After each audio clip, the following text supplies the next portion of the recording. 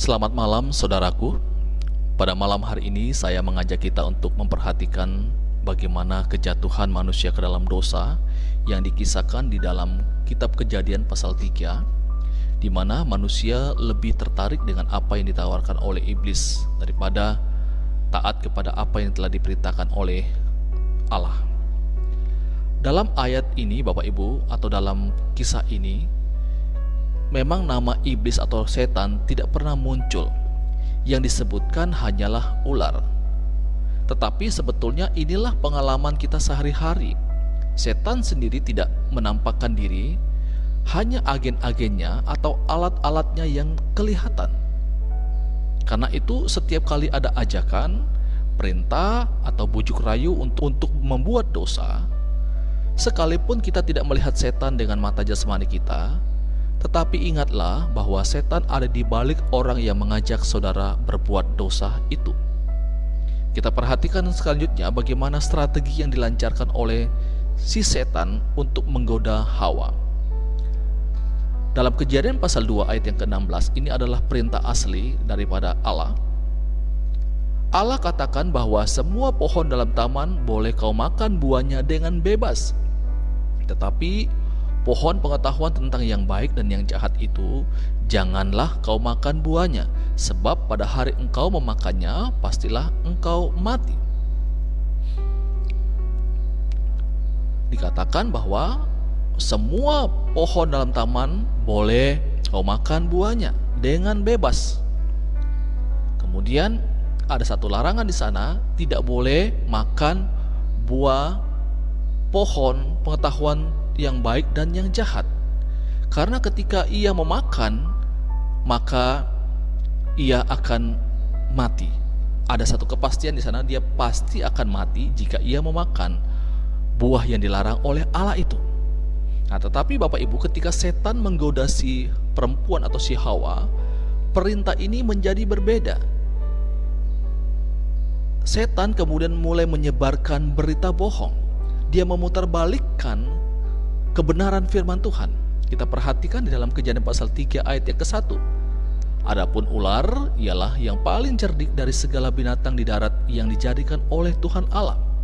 Ular itu berkata kepada perempuan itu, tentulah Allah berfirman, semua pohon dalam taman ini jangan kamu makan buahnya, bukan? Hal yang sangat berbeda. Tuhan bilang boleh, bahkan dengan bebas.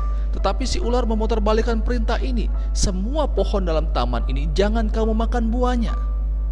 Nah, mendengar hal ini, si Hawa kemudian merespon apa yang dikatakan oleh si ular.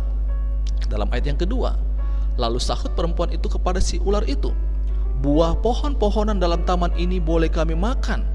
Ayat yang ketiga, tetapi tentang buah pohon yang ada di tengah-tengah taman, Allah berfirman, jangan kamu makan ataupun rabah buah itu, nanti kamu mati. Hawa mencoba memberikan jawab kepada si ular atau si setan. Tetapi Hawa mengurangi firman Tuhan. Ia menghilangkan kata semua.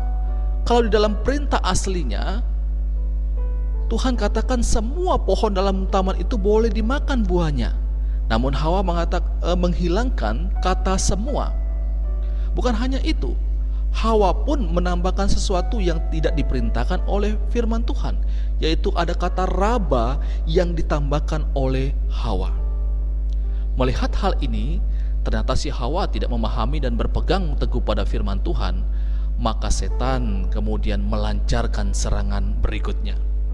Setelah itu, maka si ular ini menawarkan sesuatu hal yang sangat menggiurkan bagi si Hawa, dengan berkata bahwa jika kamu makan buah itu, maka kamu tidak akan mati, dan bahkan kamu akan menjadi seperti Allah, tahu tentang yang baik dan yang jahat. Dengan hal ini akhirnya si Hawa lebih memilih untuk taat pada godaan setan daripada Tuhan. Dalam ayat yang ke-6, perempuan itu melihat bahwa pohon itu baik untuk dimakan dan sedap kelihatannya, lagi pula pohon itu menarik hati karena memberi pengertian. Lalu ia mengambil dari buahnya dan dimakannya, dan diberikannya juga kepada suaminya yang bersama-sama dengan dia, dan suaminya pun memakannya. Saudaraku, Dari kisah ini kita dapat belajar bahwa setan akan selalu mengajarkan sesuatu yang berbeda dengan apa yang diajarkan oleh Allah.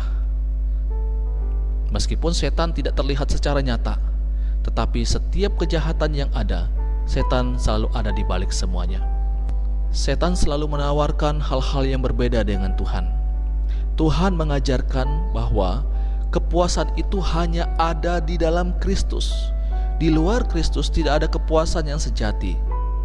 Namun, setan datang mengajarkan hal yang berbeda dengan menggoda manusia, dengan menawarkan kepuasan yang semu.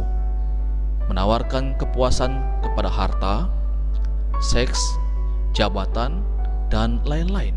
Intinya, setan selalu mengubah apa yang diperintahkan oleh Tuhan dengan menawarkan kepuasan yang semu. Nah, bagaimana cara yang terbaik agar kita tidak termakan dengan berita bohong atau hoax yang disampaikan oleh si setan? Maka yang dapat kita lakukan adalah mendekatkan diri secara terus-menerus dengan Allah. Dan yang kedua adalah belajar firman Tuhan dengan sungguh-sungguh, biar kita tidak mudah diperdaya, tidak mudah terkecoh dengan apa yang disampaikan oleh si setan. Demikian firman Tuhan untuk kita pada malam hari ini. Selamat malam, Tuhan Yesus memberkati kita semua. Amin.